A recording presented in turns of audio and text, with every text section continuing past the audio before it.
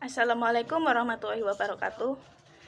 Perkenalkan, saya Tiara Malaili Syifa dengan NIM 23020460028. Manusia sebagai makhluk sosial memiliki arti bahwa manusia membutuhkan manusia lain. Dalam menjalankan kehidupan sehari-hari, manusia tidak dapat menjalankan hidupnya sendiri. Bahkan dalam memenuhi kebutuhannya, manusia memerlukan manusia lain untuk membantunya. Hukum dibentuk untuk menjaga keseimbangan kepentingan masyarakat, sehingga tercipta ketertiban dan keadilan yang dapat dirasakan oleh semua orang dalam masyarakat yang bersangkutan. Ilmu hukum normatif, dasar kebenarannya adalah pragmatik yang pada umumnya merupakan kesepakatan dari para ahli hukum itu sendiri. Ilmu hukum normatif bersifat perspektif. Berdasarkan KBBI atau Kamus Besar Bahasa Indonesia, norma memiliki arti sebagai aturan maupun ketentuan yang sifatnya mengikat suatu kelompok orang di dalam masyarakat, di mana norma diterapkan sebagai panduan, tatanan, dan juga pengendali tingkah laku yang sesuai.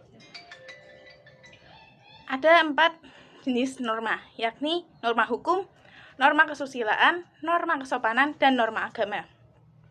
Hukum dilahirkan untuk mencapai berbagai tujuan yang diinginkan oleh masyarakat. Adanya norma hukum bertujuan untuk mewujudkan perlindungan kepentingan individu dan menciptakan keteraturan dalam masyarakat. Selanjutnya, hukum juga memberikan jaminan kepada kehidupan masyarakat agar tercipta suatu keadilan, keamanan, dan ketertiban. Sistem hukum merupakan sistem terbuka.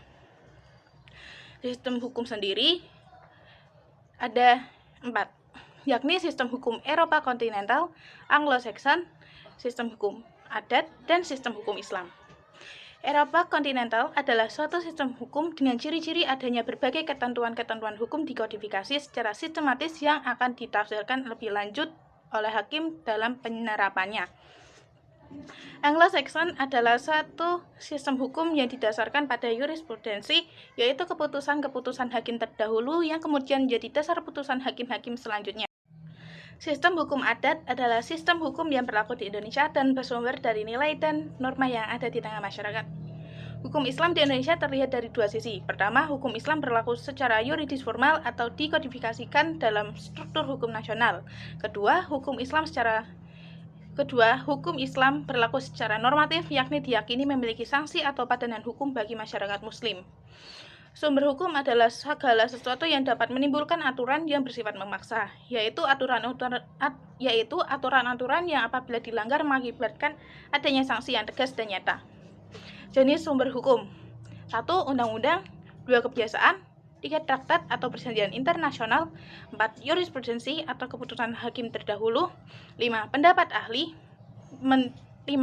ahli hukum, 6. Perjanjian. Konsep-konsep hukum. 1. Subjek hukum adalah suatu pendukung hak, yaitu manusia atau badan menurut hukum berkuasa menjadi pendukung hak. Objek hukum dapat berupa benda, baik benda yang bergerak, misalnya mobil dan hewan, maupun benda tidak bergerak. Di samping itu, objek hukum dapat berupa benda berwujud maupun benda tidak berwujud. Hak adalah sesuatu yang dimiliki seseorang yang menurut orang tidak boleh diambil. Jenis-jenis hak ada 5, yaitu sempurna, positif, publik, milik, dan utama. Kewajiban hukum yang harus ditaati serta jika tidak dilakukan maka akan diberikan sanksi hukum yang berlaku pada suatu negara.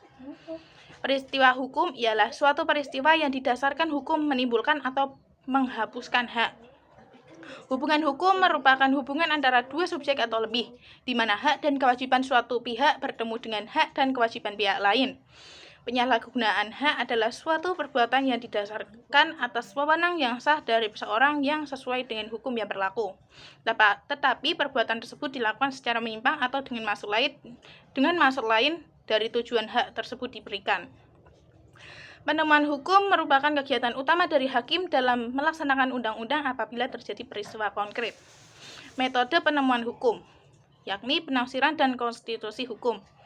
Penafsiran salah satu metode penemuan hukum yang memberi penjelasan mengenai teks undang-undang agar ruang lingkup kaidah tersebut diterapkan pada peristiwanya.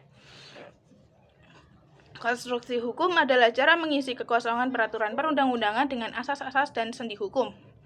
Ilmu hukum empiris adalah aliran dalam filsafat hukum yang memberikan perhatian yang sama kuatnya terhadap masyarakat dan hukum, sebagai dua unsur utama dalam pemberlakuan hukum. Jenis-jenis ilmu hukum empiris. Sosiologi hukum. Sosiologi hukum adalah ilmu yang mempelajari perilaku hukum dari warga masyarakat. Sejarah hukum. Sejarah hukum adalah cabang ilmu hukum yang menelaah sejumlah peristiwa hukum dari zaman dahulu yang disusun secara kronologis. Perbandingan hukum. Antropologi hukum menelaah atau mempelajari kebudayaan di antara kelompok masyarakat. Psikologi hukum adalah cabang ilmu pengetahuan yang mempelajari hukum sebagai perwujudan dari perkembangan jiwa manusia. Aliran hukum alam adalah aliran yang berpendapat bahwa hukum berlaku universal atau umum. Menurut Friedman, aliran ini timbul karena kegagalan manusia dalam mencari keadilan yang absolut, sehingga hukum alam dipandang sebagai hukum yang berlaku secara universal dan abadi. Aliran utilitas adalah aliran yang sebagai suatu aliran yang meletakkan asas kemanfaatan sebagai tujuan utama hukum. Kemanfaatan di sini diartikan sebagai kebahagiaan.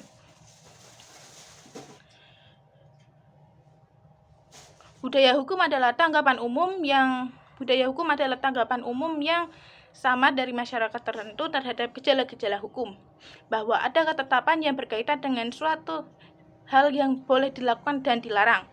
Unifikasi hukum adalah penyatuan hukum yang berlaku secara nasional atau penyatuan pemberlakuan hukum secara nasional.